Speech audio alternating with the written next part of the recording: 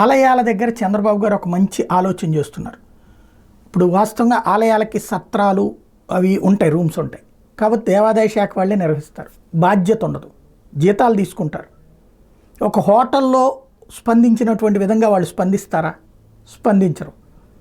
అదేదో ధర్మానికి మనం ఉంటున్నట్టు బిహేవ్ చేస్తుంటారు సిబ్బంది. ఆలయంలో వచ్చే అంటే భక్తులు ఆలయానికి వెళ్తూ ఉండడం వలన వాళ్ళు వేసేటటువంటి విరాళాల వలన ఆ ఆలయానికి సంబంధించిన నిర్వహణ జరుగుతోంది, ఆ జీతం వాళ్ళకు లభిస్తోంది, దానివల్లనే అని వాళ్ళు ఫీల్ అవ్వరు. ఎవరి కోసం అన్నటువంటి రూట్లో ఫీల్ అవుతుంటారు. అంటే సర్వీసెస్ ఉండవు, సక్రమమైనటువంటి సర్వీసు, బాధ్యతాయుతమైన సర్వీస్ ఉండదు. ఇప్పుడు హోటల్లో మనం బెల్లు కొట్టగానే బాయ్ వస్తాడు, రిసెప్షన్ ఫోన్ చేయగానే మనిషి వస్తాడు, హౌస్ కీపింగ్ ఫోన్ చేయగానే వస్తాడు. ఆలయాలకు సంబంధించిన సత్రాల్లో అట్లాంటి ఫెసిలిటీ ఉందా? లేదు. డబ్బులు పెట్టడానికి జనం సిద్ధంగా ఉన్నారు, కానీ తగినటువంటి వసతి లేదు.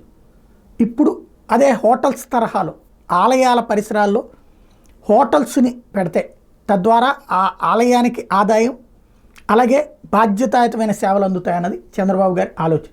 దాన్ని సాక్షి వేరే కోణంలో పెట్టింది, దేవుడి భూములకి ఎసరు అన్నటువంటి.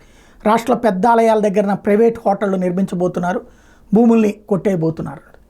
హోటళ్ళని కట్టేయండి, ఆలయానికి డబ్బులు వస్తాయి. అదే సందర్భంలో అవి దోపిడీ చేసే విధంగా ఛార్జీలు ఉండకుండా చూసుకోవాలి.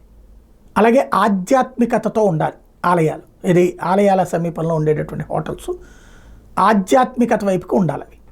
ఆ విధంగా చర్యలు తీసుకుంటే మంచిదే. ఎందుకంటే మన సర్వీసెస్ని మనం మెరుగుపరుచుకోలేనప్పుడు ఆ కొత్త సర్వీసెస్ బెటరే. కాకపోతే అది స్టార్ హోటళ్ళ తరహాలో లేకపోతే భారీ హోటళ్ళ తరహాలో బాధుడు కాకుండా భక్తుడికి అందుబాటులో ఉండే ధరల్లో ఉంచడం ముఖ్యం.